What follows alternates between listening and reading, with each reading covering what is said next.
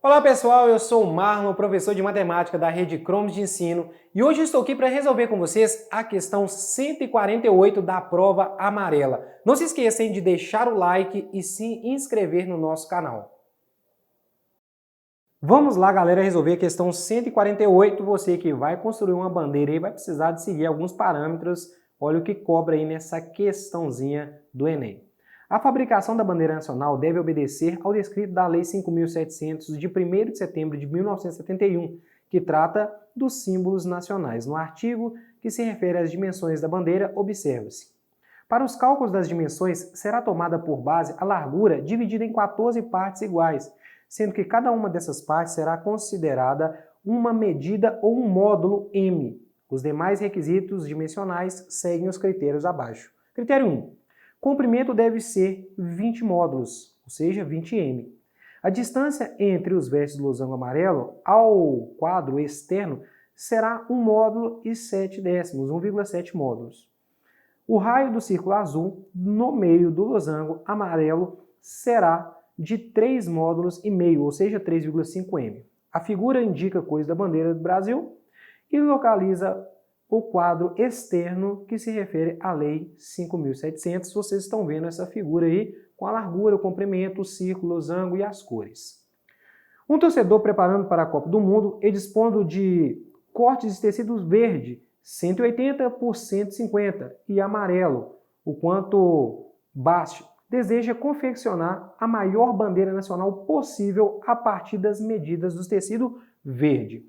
Qual a medida em centímetros do lado do menor quadrado de tecido azul que deverá ser comprado para a confecção do círculo da bandeira desejada? Então a primeira coisa que a gente tem que entender é que nós temos um tecido verde de 180 por 150. A gente pensar aqui, ó, 180 de comprimento, 150 de largura, por exemplo.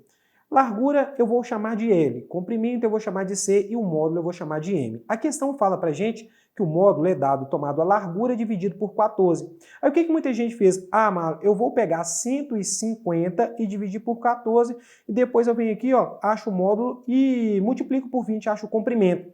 Só que se você fizesse isso, tomasse como 150 a sua largura da bandeira e fizesse essa divisão e depois jogasse no lugar de M para calcular o comprimento iria passar de 180, na verdade ia ficar 200 e alguma coisinha. Então eu não tenho um recorte de tecido aí com comprimento igual a um número maior que 180, muito pelo contrário, eu tenho 180 centímetros para o comprimento, por exemplo. Então o que eu teria que fazer? Tomar como base esse comprimento 180 para encontrar a largura. Então, se eu sei que o comprimento é 20m e o m ele equivale à largura dividido por 14, eu posso chegar na seguinte equação. O comprimento é igual a 20 que multiplica L sobre 14. No lugar de m, eu coloco L sobre 14. Tudo bem? Só que eu sei que o comprimento que foi dado dessa bandeira e desse recorte aí, 180.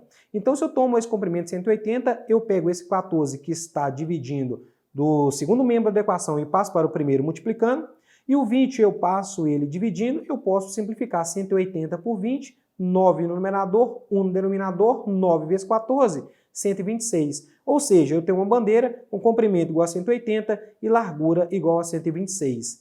Sabendo dessa largura, eu posso achar o módulo. O módulo lá no começo da nossa equação não era nossa largura dividido por 14, porque o enunciado falou isso pra gente. Então eu pego essa largura agora que eu encontrei que é 126, divido isso por 14 e acho que o módulo é 9. Essa divisão dá 9, o número exato aí. Bom, e aí eu tenho que entender que eu vou precisar de um tecido para fazer um recorte de um círculo azul.